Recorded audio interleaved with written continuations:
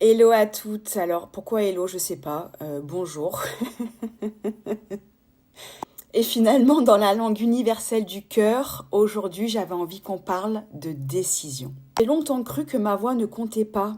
J'ai été élevée dans une famille très aimante et je me sens très privilégiée de l'amour que j'ai reçu de mes parents, mais dans un milieu où le regard des autres, le ne pas déranger, le fait de parler fort, de rire fort, d'être entendu, d'être vu, bah, c'était mal perçu. J'ai toute ma vie d'enfant, d'adolescente et encore de jeune adulte entendu chut, les voisins vont nous entendre.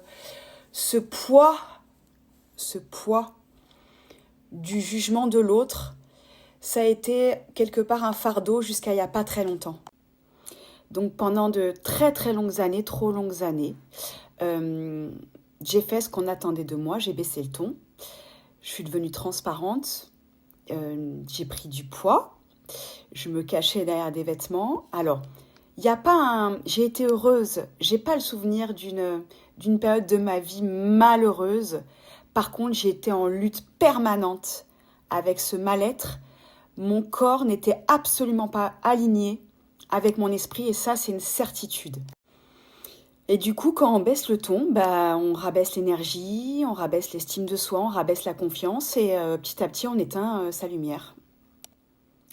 Et puis un jour, il y a le déclic. Alors, il est arrivé un petit peu tard et ma mission, c'est de vous faire gagner du temps là-dessus, mais vraiment, parce qu'en fait, il suffit pas de grand-chose parfois pour créer le shift. J'ai compris que c'était pas les autres qui m'empêchaient d'être moi, qui m'empêchaient d'être belle, qui m'empêchaient de m'aimer, c'était moi-même. Et ce que je redoutais du regard des autres, c'est le regard que moi je portais sur moi. Et cette peur maladive du regard de l'autre, du être vu, du être entendu, d'être jugé, d'être pas aimé, en fait, c'est ça le fondement de la peur. C'est la peur du jugement pour ne pas être aimé. Ça a été le seul frein à ma mission de transmettre. Alors aujourd'hui, je prends la parole et je vais la prendre de plus en plus avec ma voix. D'ailleurs, ça s'entend. Aujourd'hui, on me dit, tu parles trop fort. Mais je dis oui, mais j'aime parler fort. Pourquoi? Parce que ma voix, c'est mon cœur. C'est mon cœur qui a envie de dire les choses et avec mon histoire, je prendrai la parole et évidemment avec mon métier, mon expertise, tout ce que j'ai développé en termes de coaching à côté et ma mission, elle est non seulement de transmettre, mais d'accompagner les femmes à se prioriser, à rayonner, à se révéler, à sublimer, à être ce qu'elles ont envie d'être.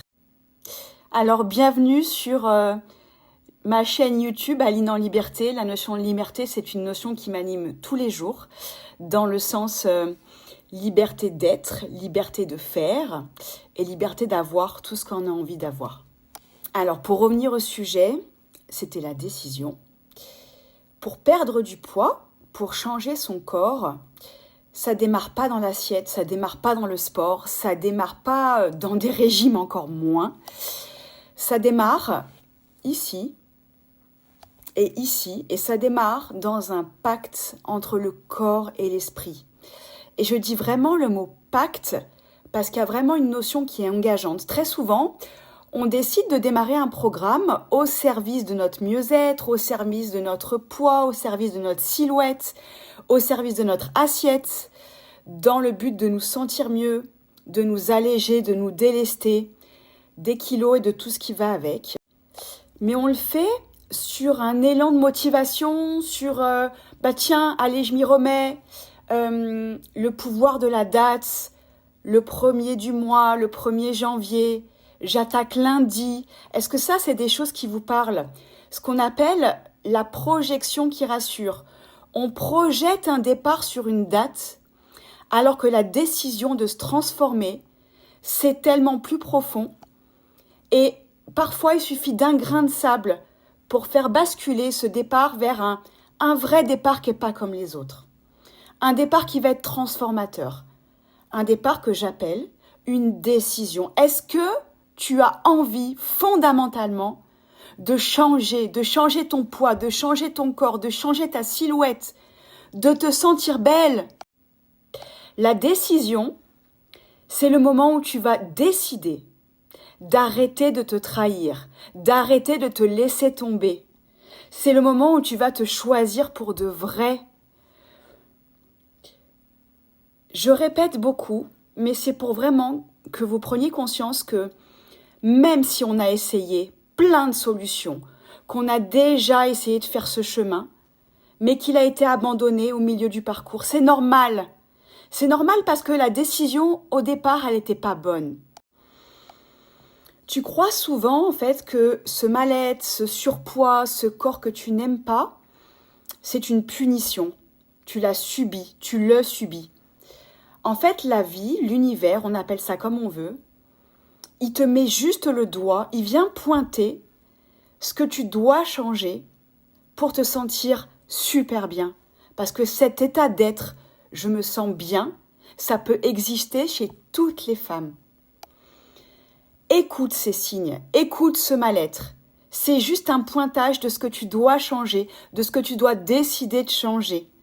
Et à partir de là, le comment, il existe plein de façons de le faire, crois-moi, vraiment. Mais écoute ce message, ne deviens pas une victime de toi-même, ne rentre pas dans la case « bon ok, allez, j'accepte » parce que là, tu baisses les bras.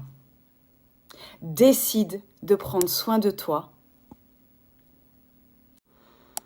Écoute ce que la vie te montre, ce que tu dois transformer pour t'aligner, aligner ton esprit avec ton corps à ton esprit. Parce que souvent, ton mental ou ton ego vont te faire croire qu'il faut que tu acceptes que c'est comme ça. Parce que c'est comme ça de mère en fille, c'est génétique. Parce que à partir d'un certain âge, on n'a plus le pouvoir ou la capacité de faire changer notre corps ou de retrouver notre corps. Ça, c'est faux. Je peux te garantir que c'est faux. Écoute cette petite voix qui te dit « et si je pouvais ?» En fait, tu as le choix.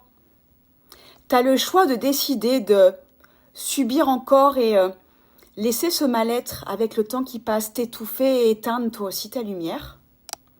Ou tu as le choix de décider profondément de te prendre en main et de rallumer la lumière. C'est toi qui choisis et personne d'autre. En tout cas, j'espère que ces mots te parlent, que mes mots ou que mon parcours te donnent envie d'y réfléchir et d'aller la chercher cette décision. Et je te dis à très bientôt.